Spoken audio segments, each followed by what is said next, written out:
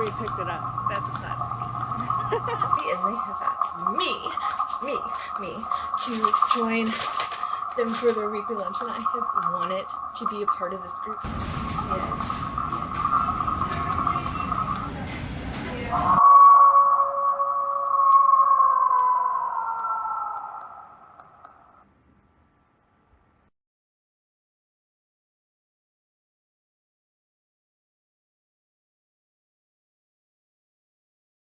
They do. Hello, my Spudguns. It is I, Artist Blood, the ghoul next door. And the Huntress Lumina Shade. And we just saw, okay, so today is Thursday, February the 20th, 2020, and we just saw episode 5 of Star Trek Picard. Yes. Figured out why 7 of 9 was there. To rescue and get revenge. For her Adopted son, yeah, Egypt. He was in Voyager, one of the boys that wasn't able to return to his families, and she adopted him and then had to kill him. Yes, because he got ripped apart. Yes, very gory too. Like that was the gore. So weird for Star Trek. Like the gore. He had his eyeball ripped out, and it was all blood everywhere. Yeah, something you'd expect in The Walking Dead, but yeah, you wouldn't expect in Star Trek. I've never seen one so gory in my life. Not a Star Trek, no. So, and it was the most comical, once you got past that scene, it was the most comical episode I think I've ever seen in a Star Trek. Yeah. Like, I think, ever. Picard. Picard. Oh, the best one I've ever seen him. Like, I don't know what they're called. The whole team, okay, so the whole team had to go in disguise to get onto this planet, and the plan was to pretend to be handing 7 and 9 over to the bad guys. And they were really flamboyant, like, outrageously flamboyant. Yeah, okay, so Picard, he was One-Eyed Willie or something, I don't know. With a really French accent. Really bad French accent, patch over his eye, dressed all in black. He looked like some sort of, I don't know what dominatrix. What's the male version of a dominatrix? I don't know, but that's what he looked like. And then the pilot had the fedora with the hat, and he looked like a pimp from the 1970s sexploitation. And then the other guy was just himself, because he was just there's no fixing that. Oh, the warriors ninja. I almost call him the zombie guy. He's pretty much a ninja. The ninja. Yeah. He's so naive, and he didn't realize what was going on, and he's like, oh, so everyone's pretending to be someone other than themselves, except for me. And then the straight guy was like this. The straight guy was the comic relief this time around, and the comic, it was just he the ads. There was ads, those ads were great. As they got to the planet that they were coming to, these little holographic ads popped up, and the only way to get rid of them was to punch them. Yeah. And everyone had some sort of, there was their personalities. It was changing the personality. So the one for Picard had to do with I think it was hologram pleasure planet or something like that. It was a woman in a top hat anyway. And the one that the character Rafi, it was some sort of bar or something. Yeah. It was a guy with a snake. The pilot, what was his? I can't remember. And then the doctor, the blonde doctor, hers was like some sort of robot punching thing. Yeah. And then, of course, when they all went through the ninja guy, he's like, oh, I don't get one. It was just his wanting to be part of the group, and it was just... but he had no personality to go off of, so I guess it couldn't recognize him? I guess. Yeah. I kind of hope that our ads go this way, because... Oh, that would be great and annoying all at the same time. It would. And they rescue, they go down, they all have a different kind of agenda. So the Raffi character, that's the Michelle Hurd character, she was going to, I don't know, try to reconnect with her son. Yeah, I was going to say, I don't know if it was on the same planet they were going to, or if it was one planet over. Yeah, but he was having his child, and she wanted to try to make amends, and that didn't go quite as she planned. Yeah, so we found out that she was a junkie or an alcoholic or something, because she's like, I'm clean now. So, but also with the conspiracies about how the Romulan, the Mars, all that. But that's what caused her to spiral, to become addicted to whatever she was addicted to, and so that goes a little nod back to a couple episodes ago when she was first arguing with Picard, and she's like, I lost this and I lost that, and we said that it sounded like she was about to say, and I lost my kid. So she did technically lose her kid because he ran away. Yeah. He ran away. Well, she probably ended up breaking up with her husband, and then they left her there. We're surmising, yes. Yeah. So she's off having a not so great reunion with her son, and then we're introduced to the Professor Maddox. The real Bruce Maddox. The real. Haha. Yeah. So the guy that I keep calling Frankenstein, because I can't remember what the character's name actually was. He is impersonating. He's impersonating this Maddox guy, and this Maddox guy is like old. Wait, I was just going to say that. This Maddox guy is like in his 50s, 60s. We do see... 50s. We do see a little bit about how him and the blonde doctor... Alison Pill's character. Yes. They were in a relationship. Yep. And then she ends up killing him. Yes. She finds out that it was her DNA. I'm assuming her eggs. But it's her DNA. She was the quote-unquote mother to our two cyborg... No, well, they're synthetics. Yes. They're not true cyborgs, yeah. The synthetic... well, that's what a cyborg is. No, cyborgs are half... Okay, so the half Borg... and half. Yeah, okay, the Borg is more synthetic cyborg. Is... Yeah, okay. Yeah. Okay, so the synthetics, the one who died in the first episode and the one they're trying to hunt down now. So... the Alison Pill character, the professor, she is the donor mother. Whether they used her eggs, or whether they used just her blood or DNA, we don't know yet, but she's the biological mother.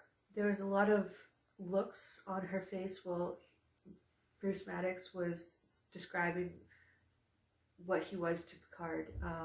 And then she did end up killing him, so we have suspicions that when a couple episodes before the Starfleet had talked to her, I think that she's their spy. Yeah. There's so many spies, double spying on triple spying. Yeah. This is playing out more like what you would expect a 007 movie. Yeah. You know, it's a lot of old characters coming together anew, but with different purposes. And again, that makes me think of the Three Musketeers. I've never read the whole book. I've read page here, page there, but I've seen a gazillion movies and TV shows, and that kind of plot is very... We should put that maybe on our to read list. Yeah. It is a big book, though. It's huge. But, so then 7 and 9, we learned that the woman who is in charge of torturing. Torturing and selling their parts. Yeah. It's hinted at that this woman, what did they call her? But it was very close to Belial. It was a weird name. They made it very close to... her short form was J. Bajazel? Yeah, Bajazel, which is a lot like, Belial or Jezebel, so Bajazel. So they've kind of hinted at the idea that 7 and 9 and this woman had a romantic relationship. So they go to the planet in disguise. They get Maddox, take him back to the ship. Chicky kills him. Then 7 and 9 goes back and just disintegrates. Oh yeah. Double barrel. And sadly, you know how I say I don't care for shoot 'em ups. It was a shoot 'em up. It was well placed though. Yeah, it wasn't like half the episode. It was like 30 seconds. So it kind of, they got in, boom boom, they got out. No real big mess, no real big fuss. So yeah, it was done tastefully. I think even the gore in this episode was done tastefully. It was a little gross, but it was done well. It was done to really hit home that what we're dealing with here is someone who cannot be redeemed under any circumstances. Yeah, and I think all the characters kind of understood that. Yeah. Even Picard at the end seemed a little And 7 and 9 lied to him though. Yeah, she did. Yeah. And usually he doesn't take kind to that, but I think he was okay with it. He seemed okay with it. She makes a comment to him about after he had been deborged himself. She's like, did you ever completely get your humanity back? And he, in a very serious tone, goes, not completely. But we're working on it. Yeah, but we are working on it. So it was, he understood where she was coming from, and it was a good episode. It was funny. It was literally the funniest episode, and props to the costume and prop people for coming up with that pimp my pilot outfit. I love that. I love the pimp outfit. The big fedora, the feather the furs and everything. Oh, it was great. It was actually reminded me of Shaggy Two Dope in Big Money Hustlers. That's what it looked like to me. So it was a good episode. It was a really good episode. That pretty much covers it. It was. I'm doing all the talking again. Yeah. It pretty much covers it though. It was very straightforward. Like there was a lot of gore scenes, a lot of comedy in it. No cube this time. There was but nothing. There was talk about it. There was talk about them, but we never actually saw the Romulans this time. But they do know where they're going now. That their mission is set. That they have to go to this artifact.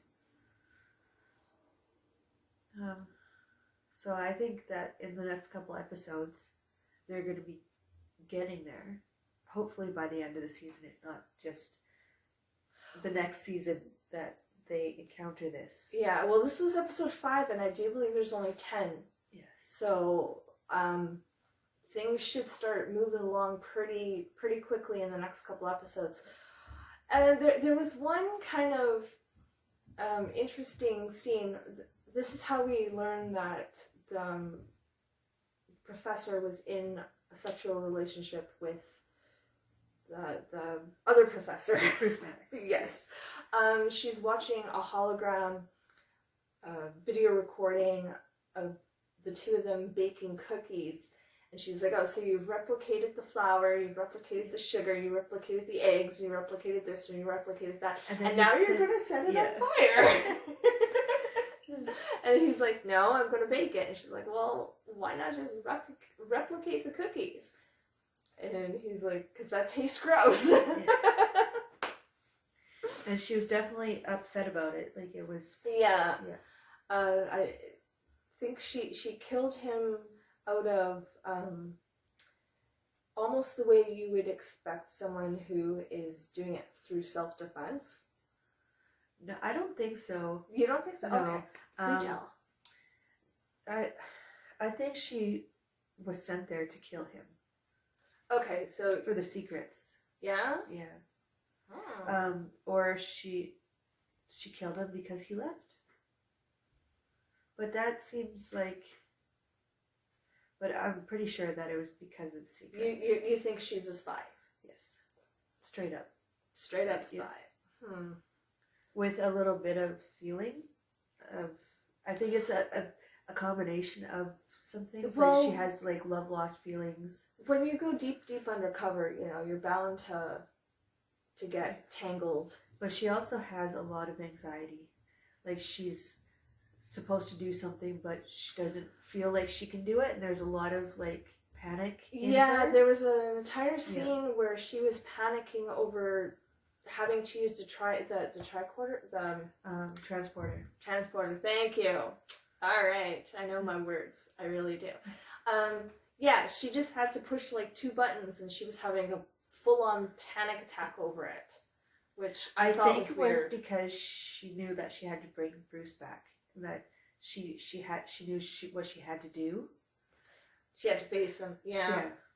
So maybe there's more to the story about them in their relationship than just what we see in this episode.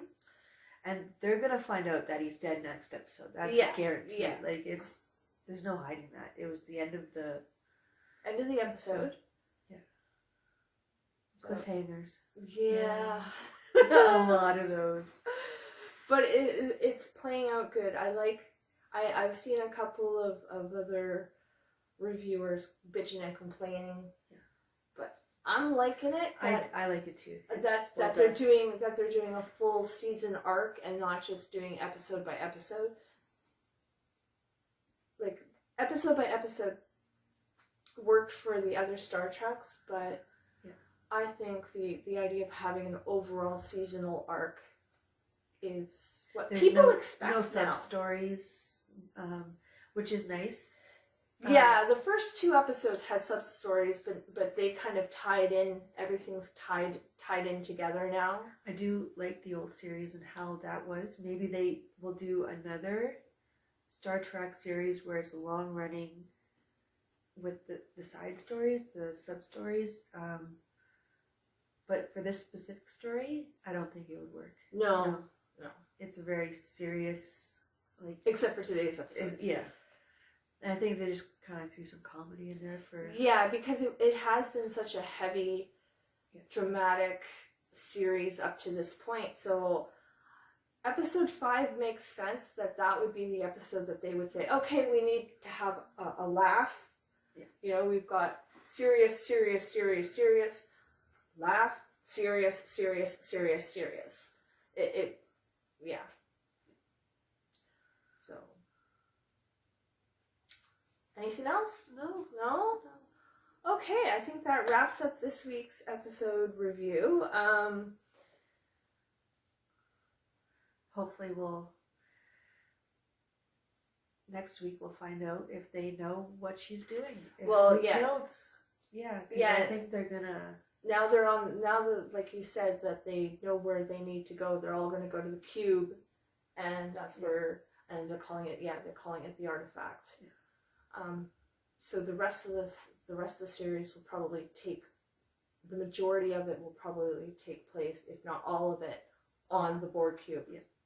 On the way and on the Borg. Okay, well, I think we'll wrap this up then. Yeah. Unless you have... No. This is a fairly quick one today. Yeah. Whereas our last couple episodes were super long. Alright, so I'm Ardith Blood, the ghoul next door. And Lumina, the huntress. Until next time. Toodles. Creeping screams.